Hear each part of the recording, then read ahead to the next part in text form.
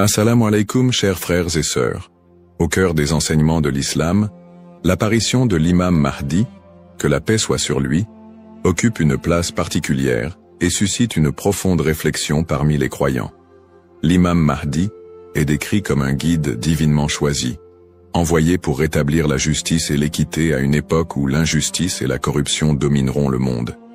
Cette prophétie, profondément ancrée dans les hadiths du prophète Muhammad, Saus, est une source d'espoir pour des millions de musulmans à travers le globe. Dans un monde marqué par l'incertitude, les conflits et les crises, beaucoup se tournent vers les signes de la fin des temps pour mieux comprendre les événements qui les entourent. L'idée de l'apparition prochaine du Mahdi est perçue non seulement comme un événement spirituel, mais aussi comme une promesse de renouveau et de paix universelle. Les savants musulmans ont longuement débattu et étudié cette prophétie, soulignant son importance dans la foi islamique. Aujourd'hui, face aux défis contemporains, l'intérêt des musulmans pour ce sujet s'intensifie. Cette quête de compréhension n'est pas une simple curiosité, mais une volonté sincère de se préparer spirituellement et de rester fermement attaché aux enseignements d'Allah. Dans cette vidéo, nous allons explorer les prophéties liées à l'imam Mahdi, les signes annonciateurs de son apparition et leur pertinence dans notre époque. Avant de commencer cette vidéo, n'oubliez pas de liker cette vidéo, car cela nous donne beaucoup de force pour continuer à partager du contenu bénéfique. Et je vous invite à vous abonner à notre chaîne et d'activer la cloche de notification pour rester informé de nos prochaines publications sur la foi islamique. Merci et bonne vidéo. Les sources sur l'imam Mahdi. L'histoire et le rôle de l'imam Mahdi, que la paix soit sur lui, sont tirés des enseignements prophétiques et occupent une place importante dans la tradition islamique. Bien que le Coran ne mentionne pas directement l'imam Mahdi, de nombreux hadiths authentiques du prophète Muhammad, sallam, mettent en lumière son apparition future. Ces textes constituent les principales sources de compréhension sur ce sujet. Parmi les hadiths largement acceptés par les savants, on trouve celui rapporté par Abu Saïd al-Khudri, qu'Allah soit satisfait de lui, où le prophète, Saus, a dit « Le jour de la résurrection ne viendra pas avant qu'Allah n'envoie un homme de ma descendance, dont le nom sera comme le mien, et dont le nom du Père sera comme celui de mon Père. Il remplira la terre de justice et d'équité, tout comme elle était auparavant remplie d'oppression et d'injustice. » Rapporté par Abu Daoud et authentifié par Al-Albani. Un autre hadith rapporté par Salama, qu'Allah soit satisfait d'elle, mentionne « Le Mahdi viendra de ma descendance, de la lignée de Fatima. » Sunan Ibn Majah, Sahih, selon Al-Albani. Ces hadiths, et bien d'autres, montrent que l'imam Mahdi sera un descendant direct du prophète Muhammad, Saus, portant son nom et sa mission. Guider l'humanité et rétablir l'équilibre et la justice dans un monde troublé. Cependant, il est crucial de faire la distinction entre les sources authentiques et celles qui sont discutables. Les savants de l'islam ont mis en garde contre l'utilisation de hadiths faibles ou inventés pour alimenter des spéculations sur l'imam Mahdi. Par exemple, certains récits non authentifiés décrivent des événements exagérés ou incompatibles avec les enseignements fondamentaux de l'islam. Ces récits, bien qu'ils puissent captiver l'imaginaire populaire, ne doivent pas être utilisés pour fonder nos croyances. L'imam Ibn Kathir, dans son ouvrage Al-Bidaya wal-Nihaya, a compilé plusieurs récits authentiques sur le Mahdi, tout en dénonçant les récits non fiables. De même, des savants contemporains comme Sheikh Al-Albani ont travaillé pour classifier les hadiths sur ce sujet, permettant aux croyants de se baser uniquement sur des textes crédibles. En tant que musulmans, il est de notre devoir de ne suivre que ce qui est prouvé par les textes authentiques et validé par les savants. L'imam Mahdi est une figure réelle dans la foi islamique, mais les spéculations et exagérations doivent être évitées. La connaissance vérifiée, transmise par des chaînes de narration fiables, est essentielle pour une compréhension correcte.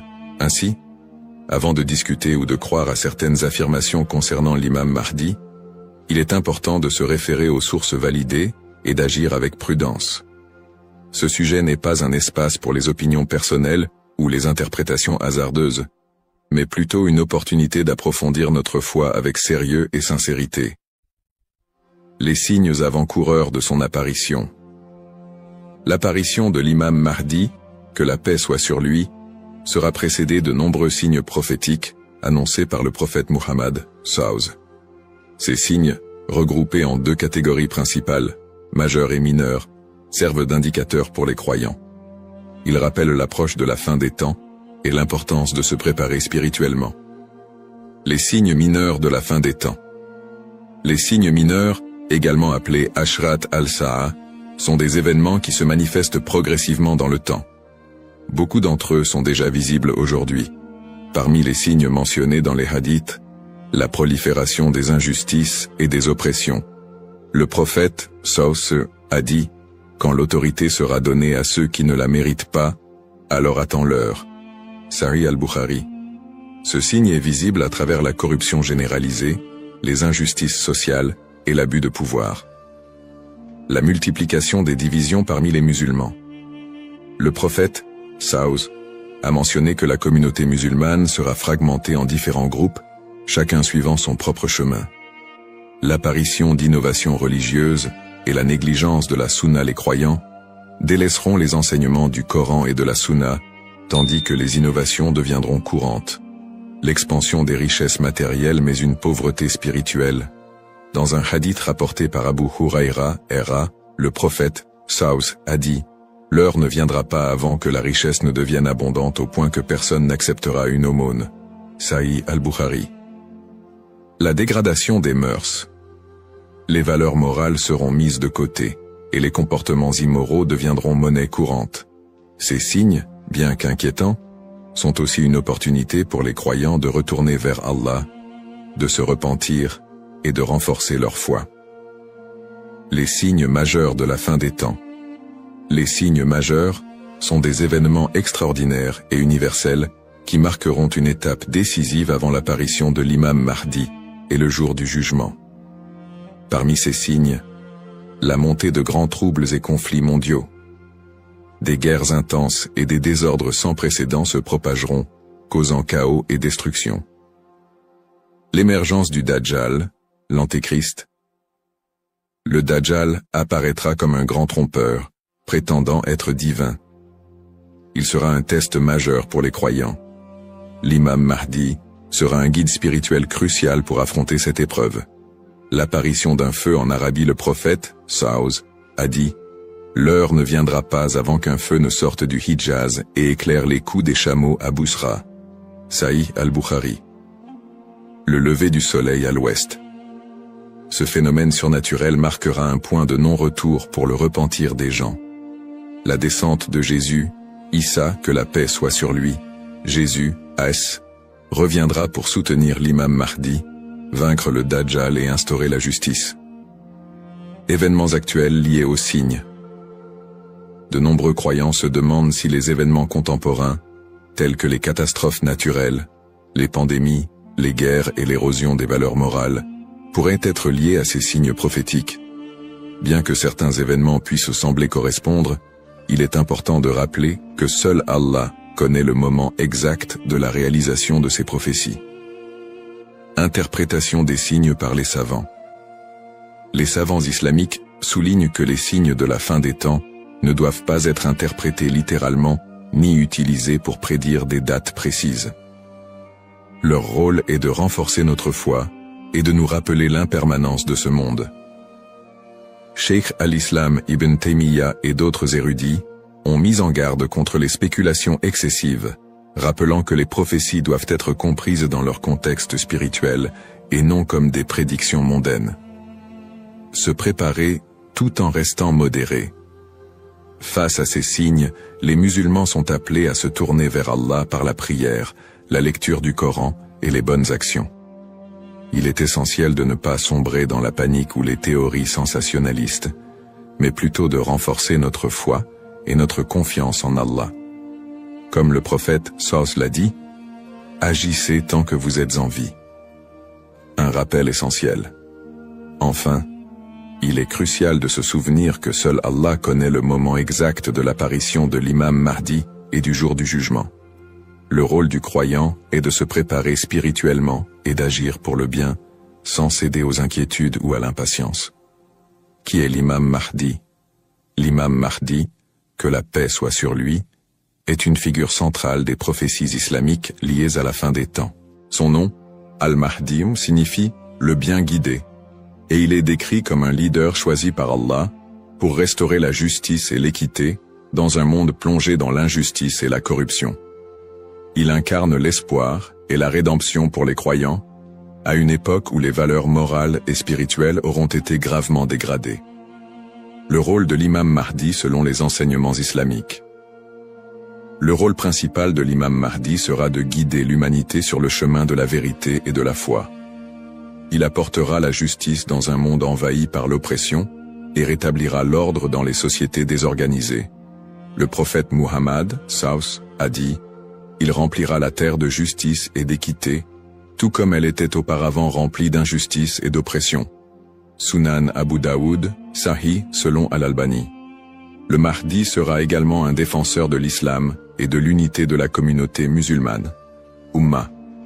Son arrivée coïncidera avec une période de chaos, où les croyants seront divisés et éprouvés par de grandes tribulations. Il unifiera les musulmans sous une bannière commune, et les guidera dans des batailles contre les forces du mal, notamment le Dajjal, l'Antéchrist. Traits et caractéristiques de l'imam Mahdi. Les hadiths authentiques décrivent l'imam Mahdi comme un homme au physique et aux qualités exceptionnelles, son nom et sa lignée. Il portera le même nom que le prophète Mohammed, et son père aura également un nom similaire à celui du père du prophète. Il sera un descendant direct du prophète à travers sa fille Fatima, qu'Allah soit satisfait d'elle. Son apparence, dans certains récits, il est décrit comme ayant un front large et un nez aquilin. Ses traits physiques permettront aux croyants de le reconnaître. Son caractère, le Mahdi sera doté d'un sens aigu de la justice, d'une grande sagesse et d'un cœur pur. Il sera aimé et suivi par les croyants sincères. Le prophète Muhammad, a dit « Le Mahdi viendra de ma descendance, de la lignée de Fatima. » Sunan ibn Majah, Sahih selon Al-Albani. Le lien avec le prophète Muhammad, l'imam Mahdi, en tant que descendant direct du prophète Muhammad, est lié non seulement par sa lignée, mais aussi par sa mission spirituelle. Comme le prophète, il sera un guide pour l'humanité et incarnera les valeurs de l'islam, la justice, la miséricorde et la foi en Allah. Sa venue est perçue comme une continuation de la mission prophétique, avec un accent particulier sur la restauration de l'équilibre dans un monde corrompu. Pourquoi est-il tant attendu par les croyants? L'attente de l'imam Mahdi est profondément enracinée dans l'espoir de voir un monde meilleur. Les musulmans voient en lui un symbole d'espoir, surtout dans les moments de grandes difficultés et d'injustice. Espoir de justice universelle, dans un monde où les inégalités et les oppressions sont omniprésentes, l'imam Mahdi est attendu comme celui qui rétablira l'équilibre et donnera à chacun son droit. Unité de la communauté musulmane. À une époque où les divisions parmi les musulmans sont nombreuses, il apportera l'unité et la paix au sein de l'Ummah. Un guide spirituel et moral. Alors que les valeurs spirituelles s'érodent, il sera un phare de lumière et un rappel puissant du message divin. Pour les croyants, l'imam Mahdi représente un renouveau spirituel et moral. Sa venue n'est pas simplement un événement futur, mais un rappel constant de l'importance de rester attaché à sa foi, de cultiver la justice et d'agir en tant que serviteur d'Allah. Un rappel essentiel. Bien que l'attente du Mahdi soit source d'espoir, il est important de se rappeler qu'Allah seul connaît le moment de son apparition. Comme le prophète Muhammad, l'a dit, il viendra au moment qu'Allah aura choisi pour lui. Cette croyance nous rappelle de nous concentrer sur nos propres actions et de renforcer notre foi en préparation à cet événement majeur. Le rôle du croyant en attendant l'imam Mahdi.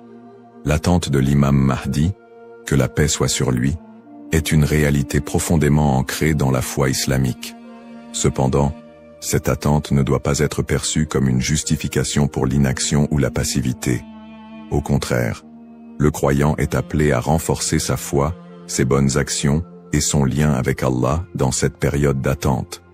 Se concentrer sur ses propres actes et sa foi.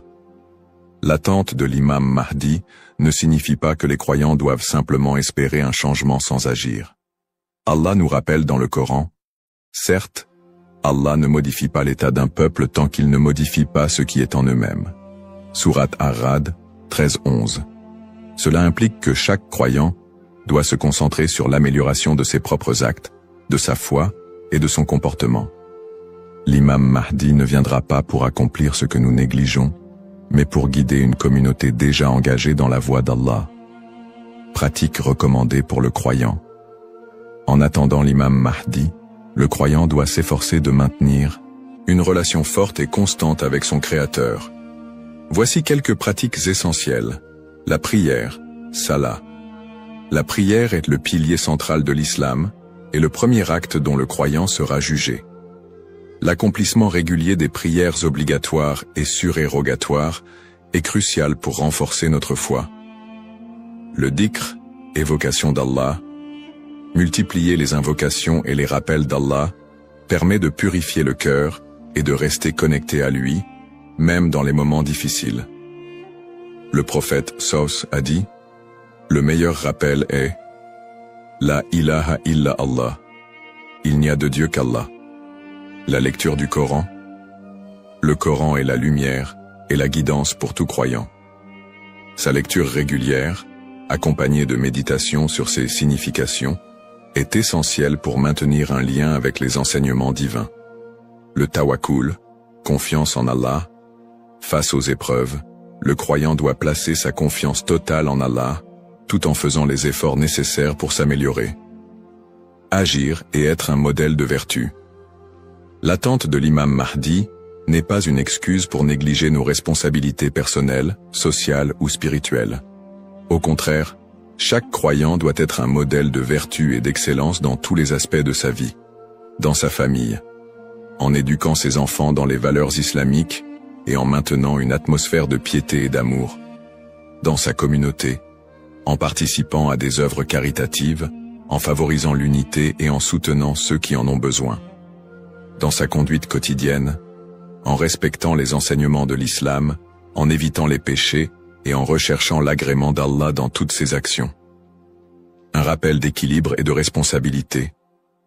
L'imam Mahdi n'est pas une figure miraculeuse venue pour résoudre tous les problèmes du monde sans notre participation. Son apparition sera une bénédiction pour ceux qui se seront préparés en renforçant leur foi et en accomplissant leurs devoirs religieux et sociaux. Le prophète Mohammed Saos a dit « Travaillez pour ce monde comme si vous alliez vivre éternellement, et travaillez pour l'au-delà comme si vous alliez mourir demain. » Cette sagesse rappelle aux croyants l'importance de trouver un équilibre entre les affaires mondaines et spirituelles, tout en se préparant à l'apparition du Mahdi. En résumé, attendre l'imam Mahdi est une opportunité pour chaque musulman de devenir une meilleure personne, en s'engageant activement dans le bien et en restant fidèle à la voie tracée par le prophète Mohammed. Saos. Les erreurs fréquentes et mises en garde. L'attente de l'imam Mahdi est une croyance importante en islam, mais elle doit être abordée avec prudence et discernement. Les spéculations non fondées et les interprétations erronées des signes peuvent conduire à des malentendus et à des dérives, s'éloignant ainsi des enseignements authentiques de l'islam. Les spéculations non fondées sur son apparition. De nombreuses personnes, face aux troubles mondiaux et aux épreuves, se livrent à des spéculations sur l'apparition imminente de l'imam Mahdi.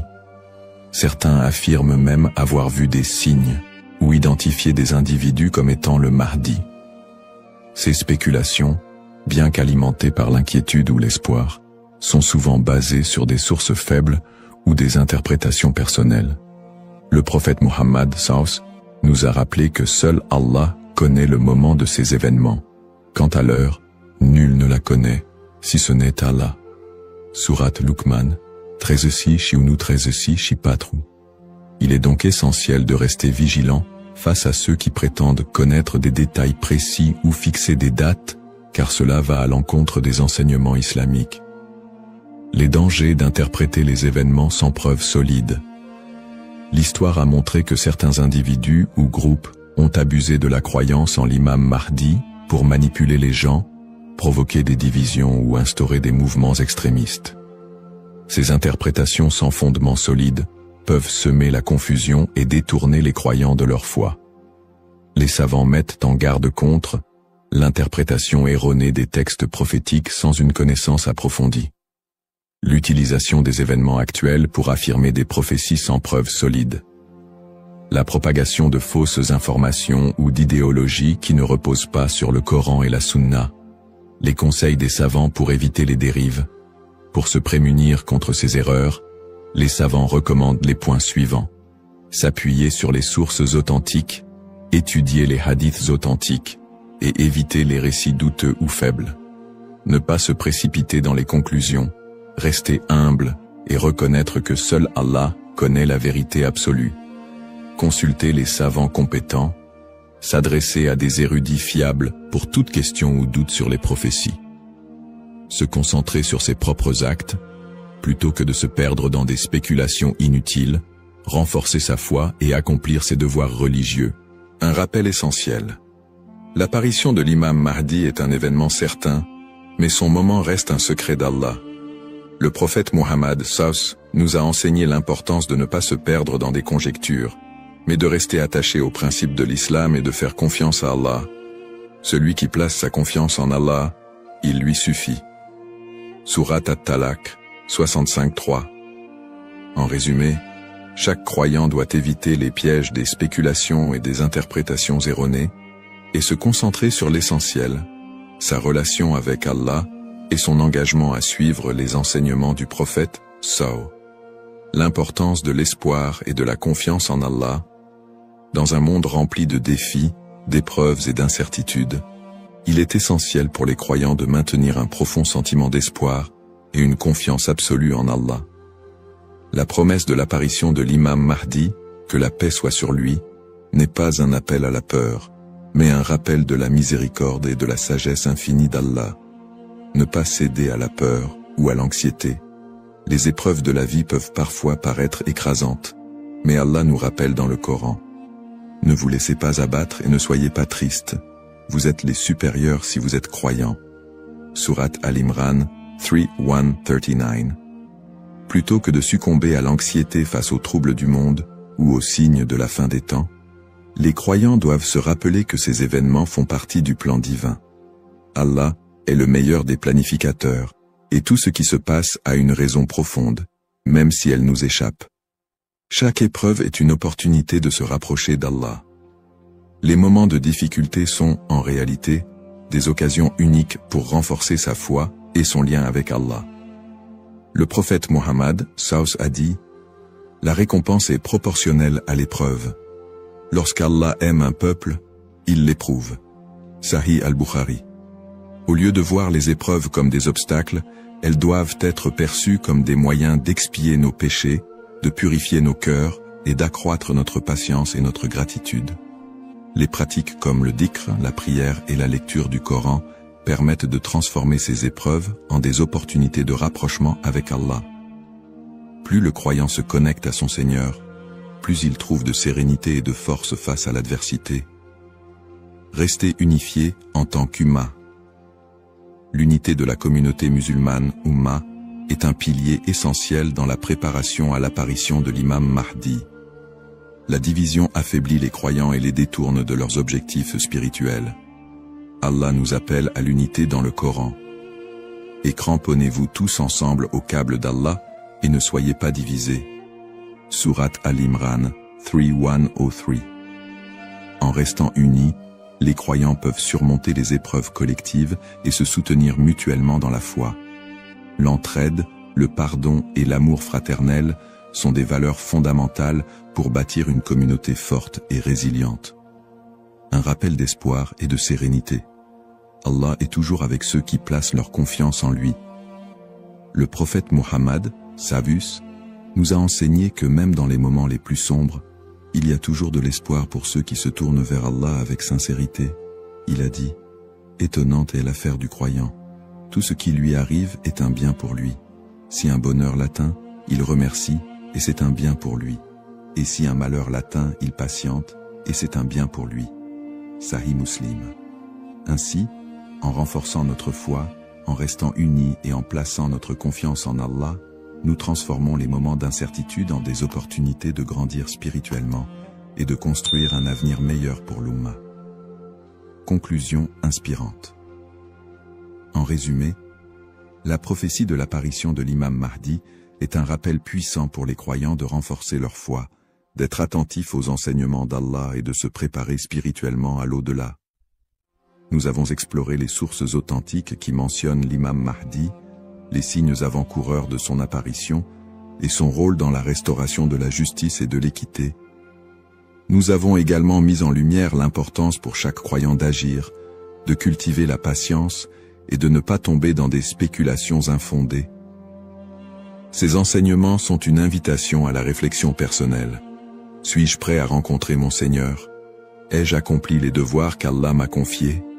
L'attente de l'imam Mahdi doit nous pousser à purifier nos intentions, à accroître nos bonnes actions et à renforcer l'unité de l'Ummah. Terminons cette réflexion par une invocation sincère. Ô Allah, guide-nous sur le droit chemin, raffermis notre foi et aide-nous à être parmi ceux qui te plaisent. Protège l'humanité des épreuves et des divisions et accorde à l'Ummah l'unité et la paix. Fais de nous des serviteurs sincères et prépare nos cœurs à accueillir tes bénédictions. Amin. Puisse Allah nous accorder la patience, la sagesse et la force d'être des modèles de vertu et de foi. Bismillahirrahmanirrahim. Au nom d'Allah, le tout miséricordieux, le très miséricordieux. Assalamu alaykum wa rahmatullahi wa barakatuh. Que la paix, la miséricorde et les bénédictions d'Allah soient nocturnes pour vous tous. Le Ramadan est là. Un mois béni, un mois où chaque seconde est précieuse, où chaque souffle peut être une adoration, et où chaque invocation peut changer une destinée. Mais avez-vous déjà pensé aux doigts que vous faites chaque soir? Le prophète nous a enseigné que les invocations d'un jeûneur ne restent jamais sans réponse. Imaginez. Chaque soir, après une journée de jeûne, à l'instant où votre âme est la plus pure, vous avez une opportunité unique de vous rapprocher d'Allah, d'effacer vos péchés et d'attirer sa miséricorde infinie. Mais quels sont les meilleurs doigts à réciter chaque soir? Comment être sûr que nos invocations sont aimées d'Allah et acceptées? Aujourd'hui, nous allons voir 3 doigts puissantes à réciter chaque soir du Ramadan, des invocations qui touchent le cœur et élèvent l'âme. Ces paroles, si vous les prononcez avec sincérité, peuvent illuminer votre vie et changer votre destinée. Alors restez bien jusqu'à la fin. Avant de commencer cette vidéo, n'oubliez pas de liker cette vidéo, car cela nous donne beaucoup de force pour continuer à partager du contenu bénéfique. Et je vous invite à vous abonner à notre chaîne et d'activer la cloche de notification pour rester informé de nos prochaines publications sur la foi islamique. Partagez-la avec vos proches et laissez un commentaire pour me dire ce que vous en pensez. Merci et bonne vidéo. La puissance des doigts pendant le Ramadan. Le mois de Ramadan est bien plus qu'un simple mois de jeûne. C'est un moment de connexion profonde avec Allah, une opportunité unique pour que nos prières soient exaucées. En effet, Allah nous a promis dans le Coran, « Et quand mes serviteurs t'interrogent à mon sujet, alors je suis tout proche, je réponds à l'appel de celui qui m'invoque quand il m'appelle. » Sourate Al-Baqarah 246. Ce verset est d'autant plus significatif qu'il se trouve au cœur des passages qui parlent du jeûne du Ramadan, comme si Allah nous rappelait que ce mois béni est un moment où ses portes sont grandes ouvertes pour accueillir nos supplications. Pourquoi les doigts ont un impact particulier pendant le Ramadan? 1. Les portes du ciel sont ouvertes. Selon un hadith rapporté par Al-Bukhari et Muslim, le prophète a dit « Quand vient le mois de Ramadan, les portes du paradis s'ouvrent, celles de l'enfer se ferment et les diables sont enchaînés. Cela signifie que l'influence du mal diminue, nous rendant plus réceptifs à la spiritualité et nous permettant de nous concentrer davantage sur nos invocations. 2. Le jeûneur a une invocation qui ne sera jamais rejetée. Le prophète a dit « 3 invocations ne sont pas rejetées. L'invocation du jeûneur au moment de la rupture du jeûne, celle de l'opprimé et celle du voyageur. » Tirmidhi, 35-98. Ainsi, chaque soir, juste avant de rompre le jeûne, nous avons un moment privilégié où nos supplications montent directement vers Allah. Imaginez alors l'impact de 3 doigts précises et puissantes, répétées chaque soir avec foi et sincérité. Un exemple inspirant. L'histoire de l'homme qui a vu sa vie changer grâce à une doua. Il était une fois un homme simple, habitué à réciter une seule invocation chaque soir du Ramadan. « Ô Allah, pardonne-moi, éclaire mon cœur et guide-moi vers ce qui est meilleur pour moi. » Pendant des années, il n'a vu aucun changement majeur dans sa vie. Mais un jour, après plusieurs ramadans passés à répéter cette même invocation, tout s'est transformé. Il a trouvé un emploi qu'il n'espérait plus, ses soucis financiers se sont envolés, et surtout, son cœur s'est rempli d'une paix qu'il n'avait jamais connue auparavant. Il a alors compris que chaque doua est comme une graine semée dans l'invisible. Même si on ne voit pas immédiatement les fruits, Allah répond toujours de la meilleure manière et au meilleur moment. Ainsi, imaginez l'impact des 3 douas que nous allons découvrir ensemble. Si vous les récitez chaque soir du Ramadan avec sincérité, elles pourraient bien être le secret d'un avenir meilleur, rempli de bénédictions. Première doua, l'invocation pour le pardon. Dans notre quotidien, nous commettons tous des erreurs. Parfois consciemment, parfois sans même nous en rendre compte. Mais Allah, dans son infinie miséricorde, nous a donné une clé précieuse pour effacer nos fautes. L'istighfar, la demande de pardon. Le Ramadan est le mois du pardon par excellence. C'est une période où Allah ouvre grandes ses portes de miséricorde et efface les péchés de ceux qui reviennent sincèrement à lui. Le prophète a dit « Celui qui jeûne le Ramadan avec foi et en recherchant la récompense d'Allah verra ses péchés passer pardonnés. » Al-Bukhari, Muslim. Tout miséricordieux, le très miséricordieux. Assalamu alaykum wa rahmatullahi wa barakatuh. Que la paix, la miséricorde et les bénédictions d'Allah soient sur vous tous. Le Ramadan est là, un mois béni, un mois où chaque seconde est précieuse, où chaque souffle peut être une adoration et où chaque invocation peut changer une destinée. Mais avez-vous déjà pensé aux doua que vous faites chaque soir? Le prophète nous a enseigné que les invocations d'un jeûneur ne restent jamais sans réponse. Imaginez, chaque soir, après une journée de jeûne, à l'instant où votre âme est la plus pure, vous avez une opportunité unique de vous rapprocher d'Allah, d'effacer vos péchés et d'attirer sa miséricorde infinie. Mais quels sont les meilleurs doua à réciter chaque soir? Comment être sûr que nos invocations sont aimées d'Allah et acceptées? Aujourd'hui, nous allons voir 3 doua puissantes à réciter chaque soir du Ramadan, des invocations qui touchent le cœur et élèvent l'âme. Ces paroles, si vous les prononcez avec sincérité, peuvent illuminer votre vie et changer votre destinée. Alors restez bien jusqu'à la fin. Avant de commencer cette vidéo, n'oubliez pas de liker cette vidéo, car cela nous donne beaucoup de force pour continuer à partager du contenu bénéfique. Et je vous invite à vous abonner à notre chaîne et d'activer la cloche de notification pour rester informé de nos prochaines publications sur la foi islamique. Partagez-la avec vos proches et laissez un commentaire pour me dire ce que vous en pensez. Merci et bonne vidéo, la puissance des douas pendant le Ramadan. Le mois de Ramadan est bien plus qu'un simple mois de jeûne. C'est un moment de connexion profonde avec Allah, une opportunité unique pour que nos prières soient exaucées. En effet, Allah nous a promis dans le Coran, « Et quand mes serviteurs t'interrogent à mon sujet, alors je suis tout proche. Je réponds à l'appel de celui qui m'invoque quand il m'appelle. » Sourate Al-Baqarah 2:186.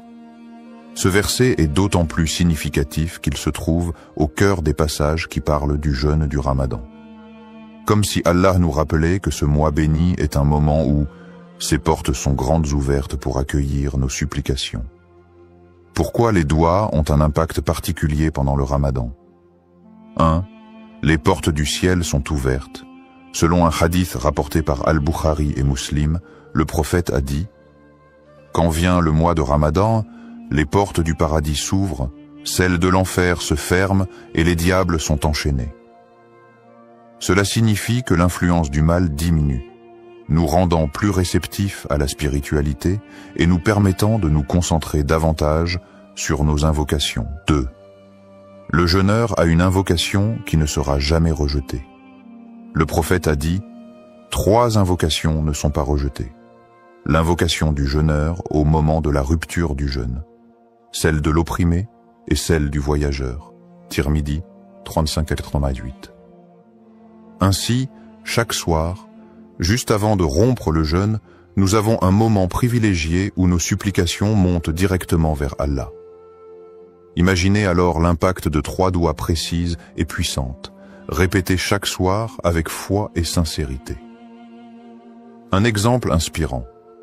L'histoire de l'homme qui a vu sa vie changer grâce à une doua. Il était une fois un homme simple, habitué à réciter une seule invocation chaque soir du Ramadan. « Ô Allah, pardonne-moi, éclaire mon cœur et guide-moi vers ce qui est meilleur pour moi. » Pendant des années, il n'a vu aucun changement majeur dans sa vie. Mais un jour, après plusieurs ramadans passés à répéter cette même invocation, tout s'est transformé. Il a trouvé un emploi qu'il n'espérait plus, ses soucis financiers se sont envolés, et surtout, son cœur s'est rempli d'une paix qu'il n'avait jamais connue auparavant. Il a alors compris que chaque doua est comme une graine semée dans l'invisible. Même si on ne voit pas immédiatement les fruits, Allah répond toujours de la meilleure manière et au meilleur moment. Ainsi, imaginez l'impact des 3 douas que nous allons découvrir ensemble. Si vous les récitez chaque soir du Ramadan avec sincérité, elles pourraient bien être le secret d'un avenir meilleur, rempli de bénédictions. Première doua, l'invocation pour le pardon. Dans notre quotidien, nous commettons tous des erreurs. Parfois consciemment, parfois sans même nous en rendre compte. Mais Allah, dans son infinie miséricorde, nous a donné une clé précieuse pour effacer nos fautes. L'istighfar, la demande de pardon. Le Ramadan est le mois du pardon par excellence. C'est une période où Allah ouvre grandes ses portes de miséricorde et efface les péchés de ceux qui reviennent sincèrement à lui. Le prophète a dit « Celui qui jeûne le Ramadan avec foi et en recherchant la récompense d'Allah verra ses péchés passés pardonnés. » Al-Bukhari, Muslim. Tu es celui qui efface les péchés. Tu aimes le pardon, alors pardonne-moi.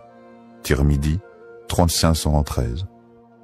C'est cette invocation que le prophète a enseignée à Aïcha, radiyallahu anha, lorsqu'elle lui a demandé « Ô messageur d'Allah, si je trouve la nuit du destin, que dois-je dire ?» Il lui répondit avec cette doua puissante. Pourquoi demander pardon chaque soir du Ramadan? 1. Allah aime pardonner. Le pardon d'Allah est immense. Même si nos péchés atteignaient les cieux, Allah les effacerait si nous nous tournons sincèrement vers lui. Il dit dans le Coran, 10. Ô mes serviteurs qui avez commis des excès à votre propre détriment, ne désespérez pas de la miséricorde d'Allah. Car Allah pardonne tous les péchés. Oui, c'est lui le pardonneur, le très miséricordieux. Sourate Az-Zumar 39-53. 2. Un cœur purifié attire les bénédictions. Demander pardon chaque soir, c'est nettoyer son cœur avant de dormir et attirer la lumière divine. Imaginez-vous aller au lit en sachant que vos erreurs de la journée ont été effacées. Quelle tranquillité d'âme. 3. Le pardon ouvre les portes du succès. L'istighfar n'efface pas seulement les péchés, mais il attire aussi la prospérité et le bonheur. Le prophète Nour alayhi salam a dit à son peuple: « Implorez le pardon de votre Seigneur. En vérité, il est grand pardonneur. Il enverra sur vous du ciel des pluies abondantes. Il vous accordera beaucoup de biens et d'enfants, et vous donnera des jardins et des rivières. » Sourate Nour, 71, 10, 12. Une histoire inspirante sur la puissance du pardon d'Allah. Un homme pieux avait un passé sombre. Il avait commis de nombreux péchés, mais il avait une habitude. Chaque soir, avant de dormir, il demandait sincèrement pardon à Allah. Une nuit, il fit un rêve étrange. Il vit une immense mer remplie d'encre noire, représentant ses péchés. Pris de panique, il se mit à pleurer et à implorer Allah. « Ô Allah, pardonne-moi, je suis perdu sans toi. » Soudain, une pluie dorée tomba du ciel, effaçant toute l'encre noire et laissant place à une eau cristalline. Une voix lui dit: « Ton pardon sincère a purifié ton âme comme cette pluie a lavé la mer. » À son réveil, il se sentit léger, apaisé comme libéré d'un fardeau. Il comprit alors que chaque istighfar n'est pas juste une parole, mais un acte qui transforme notre destinée. Conclusion. Adoptez cette habitude chaque soir. Chaque soir du Ramadan, prenez quelques secondes pour réciter cette doua avec sincérité. Vous verrez votre cœur s'apaiser, votre foi se renforcer et votre vie s'embellir. Et si ce Ramadan était le début d'un nouveau départ pour vous, ne sous-estimez jamais la puissance d'un simple istighfar. Deuxième doua, l'invocation pour la guidance et la lumière d'Allah. Dans un monde rempli d'incertitudes, d'épreuves et de tentations, nous avons un besoin constant de la lumière et de la guidance d'Allah. Sans cette lumière divine, nous risquons de nous égarer, de prendre de mauvaises décisions et de sombrer dans le doute et l'anxiété. Le Ramadan est un moment idéal pour rechercher la guidance divine, car c'est le mois où le Coran a été révélé comme une lumière pour l'humanité. Allah nous rappelle dans le Saint-Coran: « Ce livre, nul doute, est une guidance pour les pieux. » Sourate Al-Baqarah 2.2. Alors, quelle invocation peut nous aider à rester sur le droit chemin et à recevoir la lumière d'Allah dans nos cœurs et nos vies? La doua à réciter chaque soir pour la guidance et la lumière. Allahum ajal fi qalbi noura, wa fi lisani noura, wa fi sam'i noura, wa fi basari noura, wa min fawqi noura, wa min tahti noura, wa an yamini noura, wa an shamali noura, wa min amami noura, wa min khalfi noura, wa ajalli noura. Allahum ajal fi qalbi nouran, wa fi lisani nouran, وفي سمعي نوران وفي بصري نوران ومن فوقي نوران ومن تحتي نوران وعن يميني نوران وعن شمالي نوران ومن أمامي نوران ومن خلفي نوران وجلي نوران. Ô Allah, mets dans mon cœur une lumière, sur ma langue une lumière, dans mon ouïe une lumière, dans ma vue une lumière, au-dessus de moi une lumière, en dessous de moi une lumière, à ma droite une lumière, à ma gauche une lumière, devant moi une lumière, derrière moi une lumière, et mets en moi une lumière. Rapporté par Muslim, 763. Cette invocation, récitée par le prophète, est une prière profonde qui demande à Allah de remplir notre être et notre vie de sa lumière divine. Pourquoi cette doua est-elle si puissante? Elle renforce la foi et éloigne les doutes. Dans un monde où nous sommes sans cesse confrontés aux doutes et aux épreuves, cette invocation nous donne une direction claire et nous protège du désespoir. Allah dit: « Allah est le protecteur de ceux qui croient, il les fait sortir des ténèbres vers la lumière. » Sourate Al-Baqarah 2.257. 2. Elle éloigne la tristesse et l'angoisse. Parfois, nous nous sentons perdus, tristes, vides spirituellement. Cette doua est comme une lampe qui éclaire notre cœur, en apportant sérénité et apaisement. 3. Elle nous guide dans nos décisions. Dans la vie, nous sommes amenés à faire des choix difficiles. Cette invocation demande à Allah de nous montrer la meilleure voie, celle qui nous rapproche de lui et qui est remplie de sagesse et de paix. Une histoire inspirante. La lumière dans l'obscurité. Un jeune homme nommé Yassir traversait une période de doute. Il se sentait perdu, hésitant sur les choix à faire pour son avenir. Devait-il continuer dans la voie ciblée qu'il avait choisie ou changer complètement de direction? Une nuit, en pleine prière, il se rappela cette invocation qu'il avait entendue dans un sermon. Il la récita avec une sincérité profonde, demandant à Allah de lui montrer la lumière. Les jours suivants, des signes ont commencé à apparaître, des opportunités inattendues, des rencontres inspirantes, une paix intérieure qu'il n'avait pas ressentie depuis longtemps. Il comprit que cette doua avait dissipé ses doutes et illuminé son cœur. Adoptez cette habitude, chaque soir. Imaginez-vous répéter cette invocation chaque soir du Ramadan. Quelle lumière pourrait envahir votre cœur? Quel changement positif Allah pourrait-il opérer dans votre vie? Ne laissez pas l'obscurité de ce monde vous envahir. Faites cette invocation chaque soir et laissez Allah éclairer votre chemin. Troisième doua, l'invocation pour l'acceptation des prières et la miséricorde. Le Ramadan est un mois d'efforts spirituels intenses. Nous jeûnons, prions, donnons aux nécessiteux et nous nous rapprochons d'Allah. Mais que valent tous ces efforts si Allah ne les accepte pas? L'un des plus grands enseignements du prophète Ibrahim, paix sur lui, est qu'il demandait constamment l'acceptation de ses actes par Allah malgré sa piété exemplaire. Il disait « Ô notre Seigneur, accepte cela de notre part, car c'est toi l'audient, l'omniscient. » Sourate Al-Baqarah, 227. Nous devons adopter cette même humilité et implorer Allah chaque soir pour qu'il accepte nos invocations, nos prières et nos actions. La doua à réciter chaque soir pour l'acceptation des prières et la miséricorde. Rabbana taqabbal minna innaka anta as-sami'u al-alim wa tub alayna innaka anta at-tawwabur rahim. Rabbana taqabbal minna innaka anta as-sami'u al-alim wa tub alayna innaka anta at-tawwabur rahim. Ô notre Seigneur, accepte cela de nous, car tu es celui qui entend tout, l'omniscient. Et pardonne-nous, car tu es celui qui accepte le repentir, le très miséricordieux.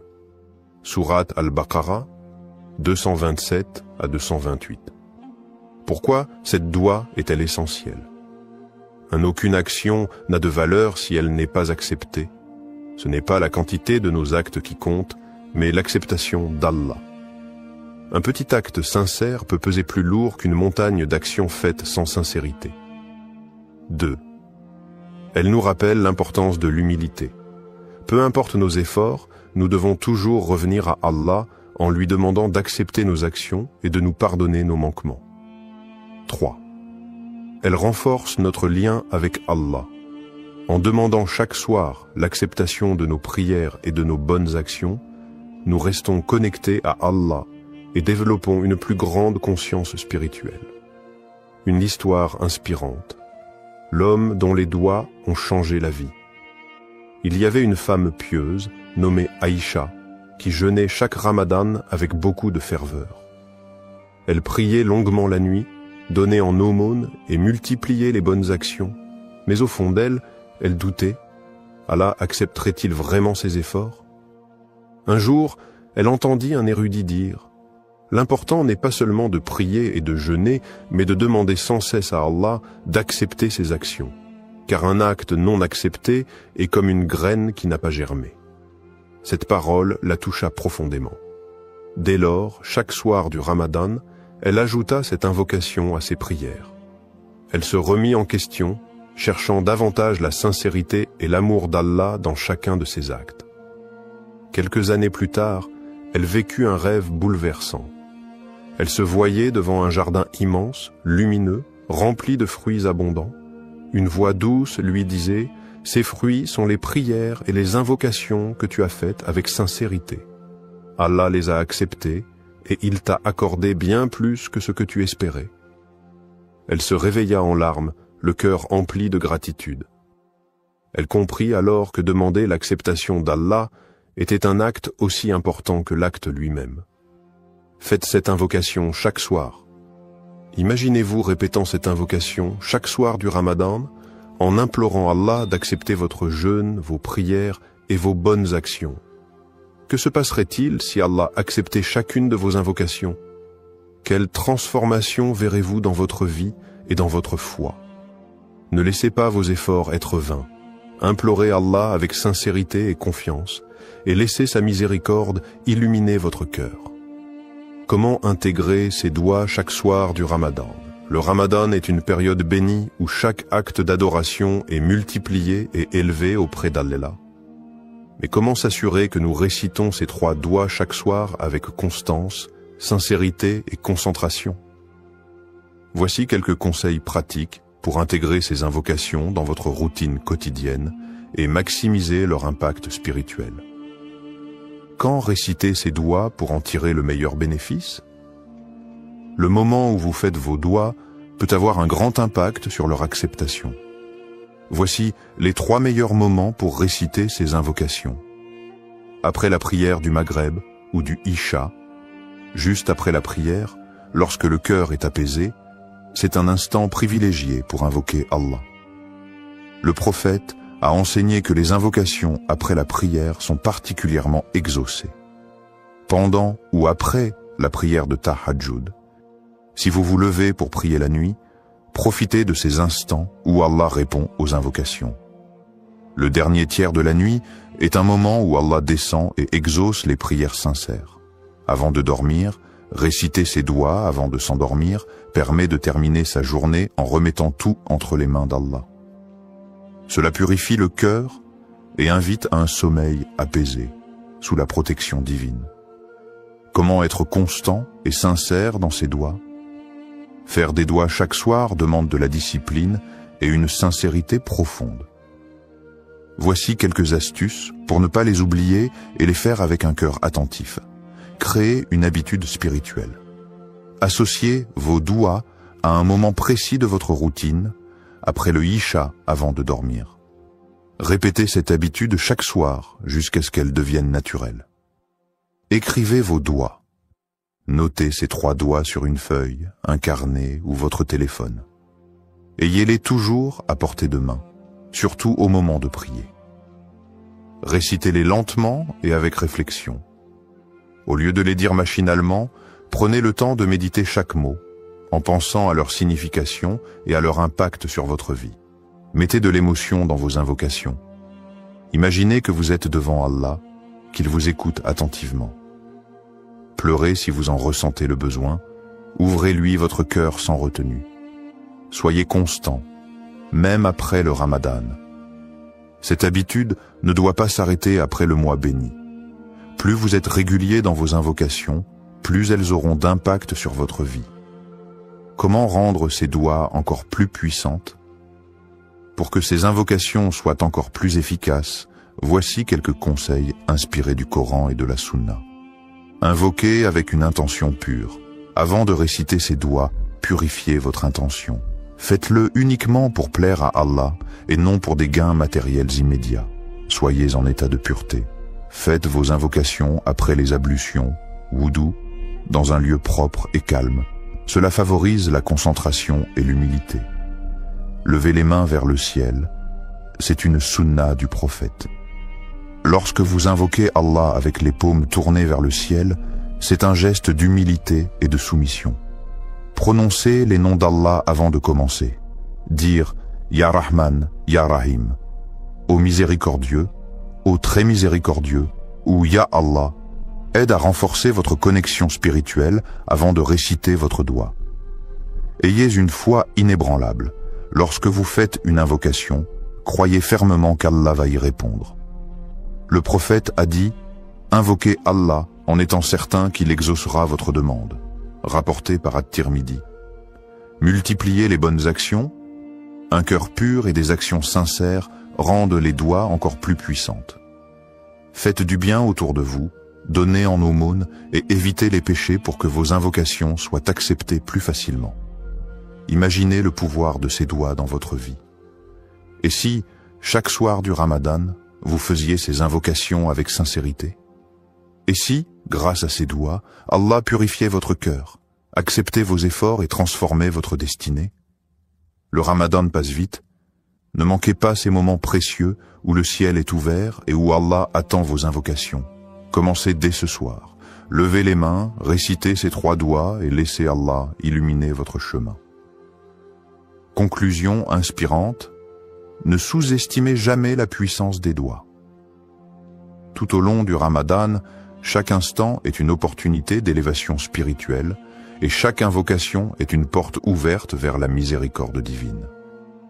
Ne sous-estimez jamais la puissance des doigts. Elles peuvent changer votre destin, purifier votre âme et rapprocher votre cœur d'Allah.